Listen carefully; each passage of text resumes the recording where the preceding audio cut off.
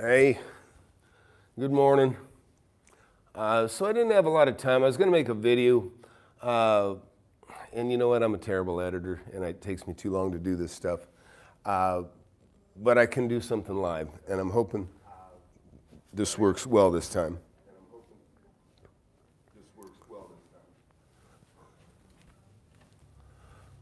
So let's do a sound check. Can everybody hear me okay?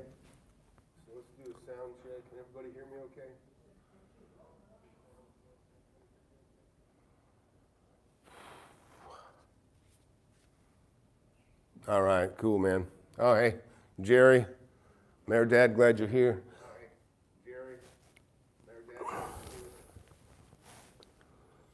I know you got a little feedback, and I'm going to try to deal with that too.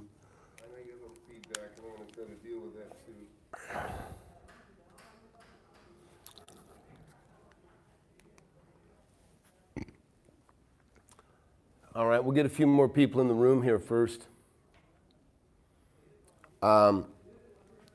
So I just started to watch a little bit of this, and you know, the first thing I see, you know, what do rich people do? And I have to wonder, you know, some of these setups for a conversation, I think are just strictly to look for the most gullible, easily duped people there are. I don't want to say dumb, but people are just trusting. I am not, okay? So I thought, you know what, we'll just try doing a live thing. So hopefully this is going to work well. Hey, if you just got here, my name's Tom McKay. Wrote a book, Wake Up and Smell the Real Estate. I've been a real estate investor since I was 19 years old. I was a millionaire by 28, and that's like 30 years ago when I became a millionaire, when I was 28. I've been doing the same thing. The stuff that's in my book, it'll show you how to make money. You can spend, you know, $20 on a book, or you can get fleeced at a seminar, or you can throw your money in with someone like Grant, which I don't understand. That's the other thing I don't understand. Grant, what's his mission? Because I mean, his mission, to me, it appears to get as much money from people that don't have much as he possibly can. You know, you'd think if he owns 6,000 apartment units like he says now, I mean, you'd think he'd just be rolling testimonials through his studio with people saying, oh, I'm so glad I gave Grant money. I think he's got 3,200 investors now, unaccredited investors is my understanding. I don't know the facts on that for sure, but I don't understand the mission. And I'd love to know the mission because what I see right now is I see a guy that can't sell any books, or he can sell books right now. By the way, folks, anybody thinks I'm getting rich off a book? No, doesn't work that way. Believe me, Grant Cardone sells a lot of books on his 10 times, and I know he's got, you know, I think he's a great salesman. I think he's a really good salesman. But I don't think he's a great investor, and I wouldn't tell anybody to invest with him. I just don't see it. And I don't see anybody talking about what a great investor is either, other than himself. So you got to test sincerity with the wall. You got to see what people have done. You know, he talks about these apartments, like a maid can live in a $1,500 a month apartment, right? You know, I don't think so. I don't think so. And I don't even know that he's going to maintain those rents on the units that he's got.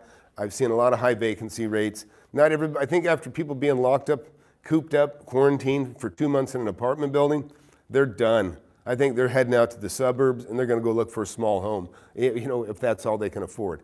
But let's start this thing up. You know, I wish we had a few more people watching than we do, but my poor planning on setting things ahead. So tell me right now, everything seems okay? You can hear me? Everything's good? And again, paperback, Amazon, and Kindle. It's a bestseller. Check out the reviews. Anyways, don't buy it. I don't care, okay? But if you care about making money, my mission is to help people like me that didn't really, you know, I wasn't educated. I dropped out of high school, and I'm a multimillionaire, okay? So that's the standard of education you need, okay? Right there. So we'll start with that, and I think I've got this thing down. I got to mute this in between talking, but we're going to go ahead and we're going to start the video, and we can listen to the video. And I'll stop it and I'll comment as we go.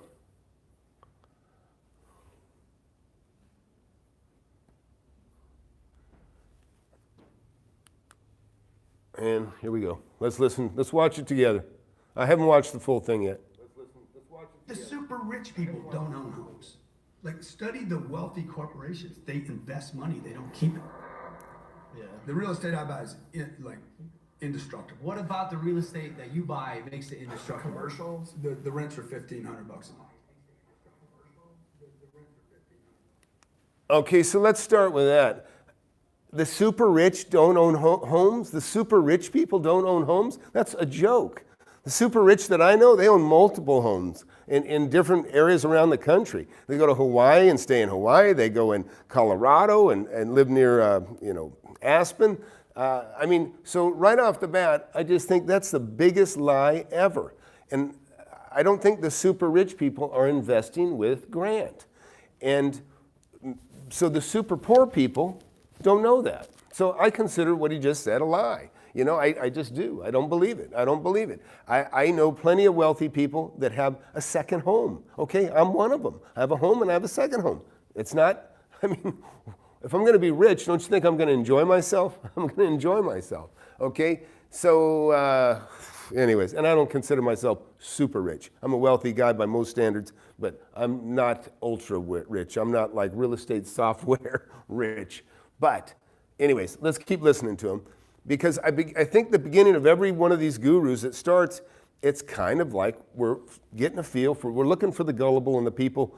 And so in other words, if you don't turn this thing off when you're watching them, you're probably the target. You are the target. So, hey, please hit thumbs up right now, folks. Helps my channel. Been growing fast, and I want to grow bigger, okay? So if you can, please hit that and subscribe. And let's get started now. Let's go some more.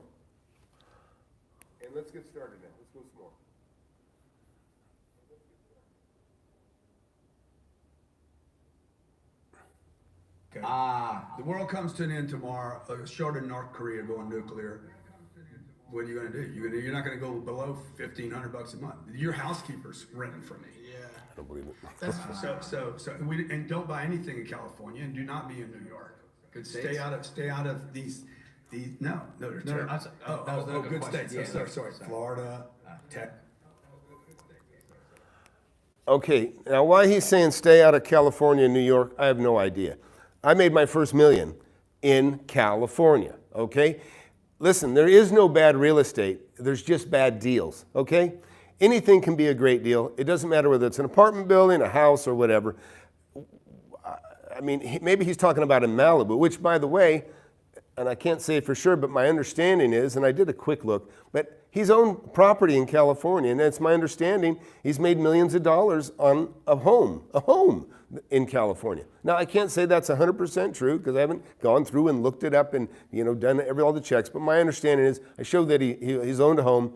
I've heard from other YouTubers that he has sold the home and made millions of dollars. So if he'd have taken his own advice, he would have been millions of dollars shy.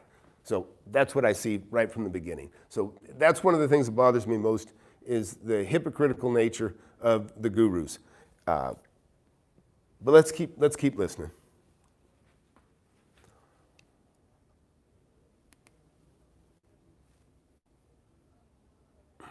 X is where everybody's going, where jobs are going. Bigger question for the viewership, by the way, because obviously no one who's watching the show cares what to do with your extra $4 or $5 XXX million when the recession 10 hits, million, 14 million. whatever it is. What is the person that's watching the show that has $236? Well, yeah, she's invested all in yourself. You're already broke. Don't hold on to $236. Like, you can't say, our parents taught us, I don't know what your parents taught you, but they taught us to save money. Yeah, 100%. They taught us to buy houses. Both those ideas are for banks. They're not for you. So save your money. He's got the money in the bank. The bank benefits, he doesn't. As soon as he puts the money in the bank, whatever it is, right? Whatever the number is. He puts the baby million. They look at it, they're like, baby money. What about take it? What they do is they multiply. How many people can we get to do this? So again, what is he after? He wants to be the bank, right? He wants to be the bank. He doesn't want to borrow the money from the bank. He wants to get the money from you. Again, the devil's in the details and all these things. But one of the things I see right now with Grant is, look, you can't have crowds, right? Everybody knows, like Trump can't have his rallies right now because of the social distancing thing. Concerts aren't happening. People aren't watching the football games because they can't congregate. Well, so I see Grant as somebody that can't have his seminars. His seminars are so lucrative that he could afford to buy a $50 million jet to fly him around to those seminars. Okay, that's gone. He doesn't have any seminar money coming in. I don't think he's going to do a 10,000 person Zoom conference and get $800 a head or whatever he gets. So I see him as somebody that is limited how he can make money right now. And believe me, he can sell books, but books are peanuts. There's no money in books. It's insignificant to real wealth. But getting people to throw money his way, now there's money in that. There's money in that. And that's what he's looking for. He's looking for people to invest with him, but he looks like he's appealing to the poorest of people.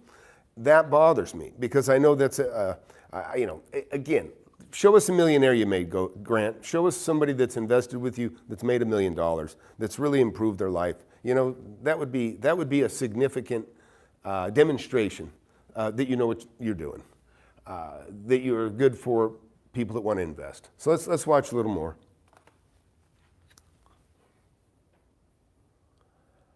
And of course I screwed that up.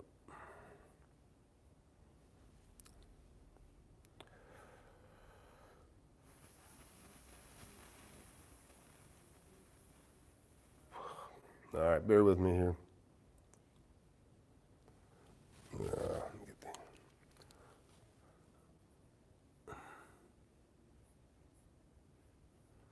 Well, we're somewhere in here.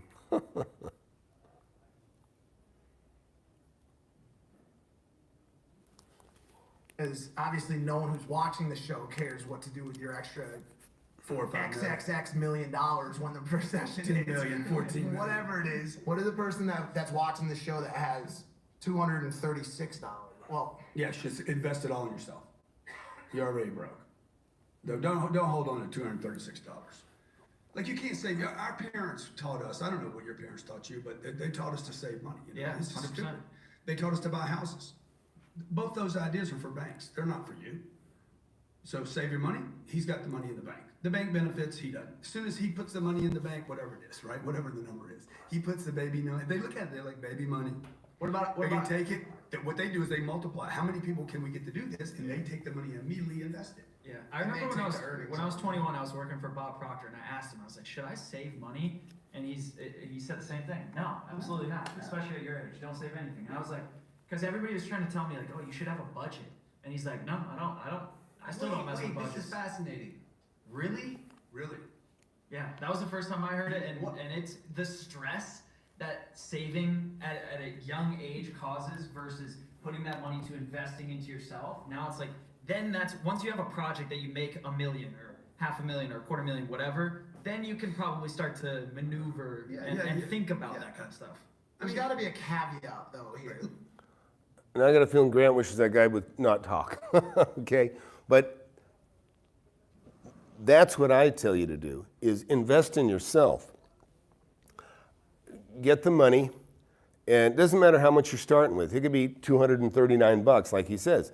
Listen, the best opportunities are with used items. If you don't have enough money to sink into a piece of real estate, and Grant always points to, this is where the money is, in buying a $10 million apartment complex, something so big that most people can't even fathom investing in such a big thing. So it's like, get a piece of it by sending me, $5, $10, $15, $20,000. But let's see the results of it. I've never seen it. But if you've got a small chunk of money, if you got $236, go buy something that's worth $1,000 and buy it for $236, something used, right? Something that you can resell for $500 and double your money.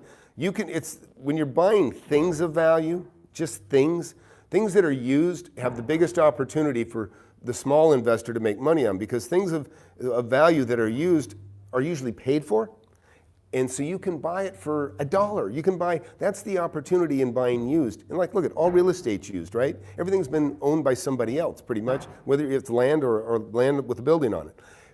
When you can buy something that's used, the possibilities of that being completely paid for allow you to buy it at a discount, and so you can resell it and make your margin.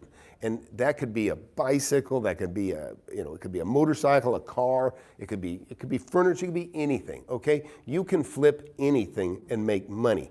But the idea that you're going to take $5,000 and hand it to Grant, and I don't care if he makes 20% on your money. So you're gonna make $1,000 a year on $5,000, okay? Where are you gonna be? Or, it's just 20% is nothing on a small amount of money. And I don't think he produces those kind of results anyways. But I'm saying even if he did, it would be a go nowhere kind of thing. It just wouldn't be enough. You can make, that's the beauty of real estate in general, is that you can buy something for a small down and you get the benefit of that leverage, that 70% that you borrowed, you get to make margin on that too. That's going up in value too. So if you're borrowing money at 3 or 4% and you buy something that's whatever, you're making another 70% on the amount that you borrowed, whether it's $100,000 or $1 million, you're getting the benefit of what the interest of the loan costs you, 3% or 4%, and what you're making maybe 8-10% a year. So it would be crazy not to 5 minutes. It would be crazy not to invest in yourself, buying, use your money to, it's a tool. Money's a tool. You got to use that money the most effectively way possible, and it's not going to be giving it to somebody else that's taking a big piece off the top on the purchase, on the management, and gets the lion's share when it sells. In the last video, Grant Cardone, the last video I made on Grant Cardone, he'd gotten a $2 million disbursement, and he said, I just got a $2 million disbursement. 800 of that went to me. So that means he got 800. He got 40%, and everybody else got, the other 60%. But what did he do for that 40%? Did he just put the deal together and he's taking 40% of the pie? That's a horrible deal. That's a horrible deal. Or if it was a great deal, I think he'd go into detail and explain it. All right. So let's watch a little more. Then I have to run here pretty soon, folks. Like we're talking about what people who are business-minded, entrepreneurial should do with their money. Like, what if you're a nurse and the only goal you have in life is to have a cute dog, a boyfriend that works his 9 to 5, or a husband that works his 9 to 5, comes home, you guys can kick it, watch Grey's Anatomy, Scrubs, whatever. Yeah. Then how do you explain to that person, hey, stop saving the money, you're 50% of the way to your house, I instead want to see you invest it into a moderate to high risk real estate portfolio that may or may not provide what you want out of it, Yeah, but you got to talk to her about changing her goals. What if people are complacent with that? Or You happier. need to wake them up. I mean, content. that's the whole next thing. Like, you're not going to get by. People need to be told the truth. People are not being told the truth in America. We're being told this is the best country to live in. Everybody's doing great. Everybody's not doing great. 76% of Americans live paycheck to paycheck. Eight people out of 10 that are listening to your show. Okay, I agree with that. There's not enough money. There's not enough money. We get taxed to death, number one, and it is getting tougher to make it. But listen, it's just math, folks. It's just math. Do the math. If you've got $5,000 or you've got a small chunk of money, you have to use it like a tool. You have to turn it into more. You can take your own money. You can take $5,000 and you could double it. You could double it in one deal. It doesn't even have to be real estate. You can double it on buying a forklift and reselling it for, buy it for, half of what it's worth on the used market and resell it. Anything you can buy used has the potential of being paid for. So what I would suggest is if you're in that area with that small amount of money, buy things of values. Maybe you know diamonds, or maybe you can learn about diamonds. What I like about diamonds is they're valuable and they're small. You don't need to rent a warehouse. You don't need to rent a garage. You don't need any extra space.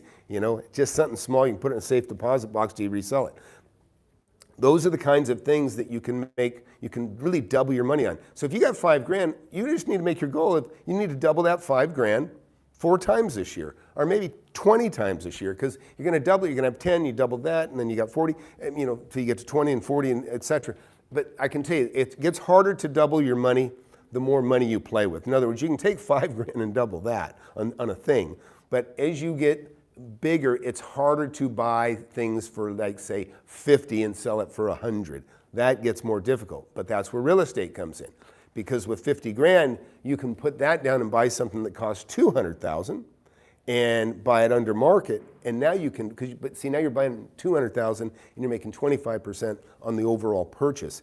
But that's equivalent to the 50 that you put down. That's the new game. That's the next step. So in the beginning, flip small dollars, small items, and even real estate. You can buy a piece of land. I mean, I've doubled my money on land so many times. And I've done it in multiple states. But you can buy a lot owner finance sometimes. I mean, land almost always goes owner finance. That's one of the beauties of land, by the way, is the fact that the owners will carry it because the banks don't want to lend on it. So it puts the pressure on the person that owns the land to carry the note because the banks just don't want to loan on land. They like income. They like rent. They like, you know, they want to know that you're going to be able to pay for it. And land really has no income unless you know, put a food park on it or some things like that. But, you know, in general, there's a lot of opportunities in land to flip parcels of property. Again, it gets tougher though to double your money when you start getting over, I would say over $20,000, $30,000. It starts to get tough. Below that, it's pretty easy to double your money on land in small lots. All right, let's keep listening. Oh. Fucking cannot pay their bills. And they're saving money. I'm like, what are you doing? You can't pay your bills. Your problem is not how much money you have in the bank. It's like you don't produce anything. You're not getting bigger and faster. Nobody knows you. And if nobody, the fact you guys are known by so many people, there's no way money doesn't come here. Money comes to attention. Wherever attention goes, money goes. And people are not being taught that. They're like, save your money. No, get outside your house. Buy a house. You don't need to buy a house. Nobody needs to own a home. The super rich people don't own homes. Like, study the wealthy corporations. They invest money. They don't keep it. Apple Computers got, I don't know, $270 billion in cash. Some freaking ridiculous $250 billion. They borrow money from Japan to make their advancements. But Americans are not borrowing money. They're saving money. They got equity in their homes. Parents are trying to pay their houses off. You don't want to pay a house off. You don't even want to own a house. All right, again, that's like the dumbest advice I've heard. Listen, my home's paid for. It's been paid for 20 years, okay? Every home I've ever bought has pretty much been paid for after I was 28. Everything's been paid for. Who wants a mortgage, right?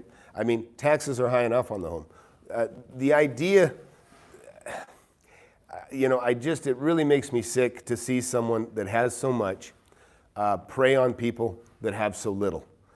Preying on people to, you know, take away the dream. Everybody dreams of owning a home. That's the American dream, own your own home. And I can tell you, I will agree with him to the extent that the first property you buy, you don't need to make your home. I went through 5 properties. It was probably the 5th or 6th property that I bought that I lived in. And it was a gorgeous home. The 4 or 5 that I bought prior to that home were all investments to make money. You know, it was like, you know, I'd buy a $50,000 home, sell it for 75. You know, I bought $20,000, $30,000 homes, sold them for 45. And then those are in California, by the way. And then I did also the same thing with land. Anyways, so I don't know. That was a very short video. That's why I thought I'd go ahead and try this. Tell me right now, and I'm going to get to some questions here. Did you guys like that format? Can you tell me that?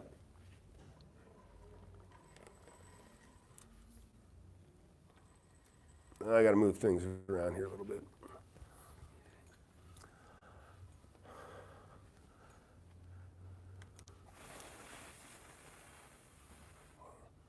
All right, yeah, listen, okay.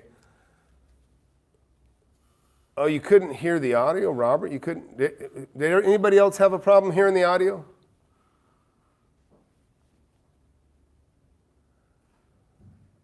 Audio was fine? Okay, thanks, Shane. Okay, well, if it was fine, I don't know why you had a problem. Whoever said you had a problem. Okay, good. Now tell me, because I got to get some research back from you guys on this. Did this format work? Did this work for you? Where I'm just sitting here with the with the monitor behind me. You could hear, in this case, Grant, okay?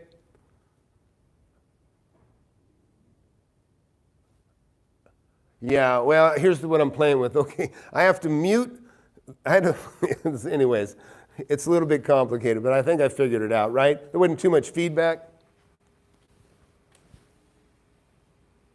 Everything worked. Thanks. That's what I needed to know. Main thing is that you could see who I'm talking about. You could hear what they had to say, and you hear what I have to say. Again, I get a little distracted because it's like, I'm muting. I'm muting the I'm muting the TV, and I don't even need to mute the TV. I just need to turn it off here and remember to keep my mouth shut for 5 seconds.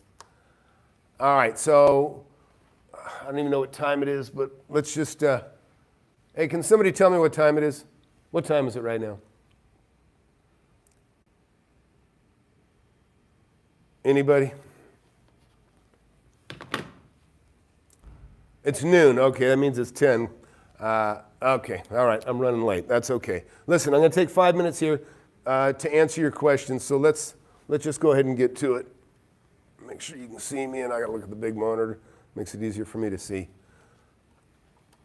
Okay, Manny, when you own or finance a land deal, what's the best exit strategy on it since you're paying a note monthly? Okay, that's a good question because having an exit strategy is very important. The beauty of land is when you buy a piece of land, talk about your exit strategy, is you put as little down as you can get away with. Okay, I mean, I pay cash for land too sometimes, but you put as little down as possible, and then you get the balance carried, have the note carried. So you've got a note secured by first trust deed against the land. The person that owns the land that sold it to you is going to release that note when you pay them off. So the fact that you got in with very little down, and now you're going to sell it to somebody else, and you've already got the financing in place for everything that you borrowed. So your exit strategy is, worst case is you get bought out for what you paid for it or what you paid down. In other words, you can let somebody else buy it with your terms. That's the best part about real estate and getting things owner financed, is that you setting up the terms for somebody else. In fact, if you have time, look up my restaurant. I did one about 4 videos ago, $750,000 restaurant deal. I go very specifically into this on how I made money and how I set up and what my exit strategy was. But this is the gist of it. I bought a place for $750,000. I either put $30,000 or $50,000 down on it, so I had a $700,000 or $720,000 loan. I got the interest at 3% interest. The payments were only $21,000 a year, or actually they're $2,100 a month. But the bottom line is I was only paying $21,000 a year in interest on a $700,000 loan. And the beauty of this is that it was owner carried. So now all I needed to do was resell this property and let somebody assume that note, and I could make the difference of the $30,000 or $50,000 I put down. And that's what happened.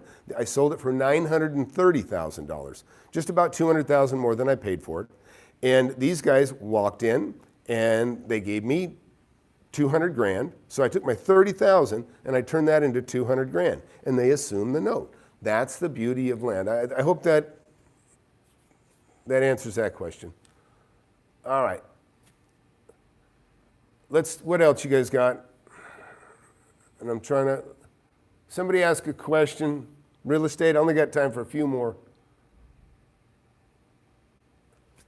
Okay, here's a quick question. Do I prefer to flip or rehab? Man, I just put a video out yesterday.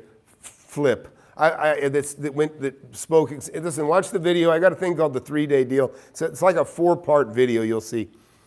I replaced the roof.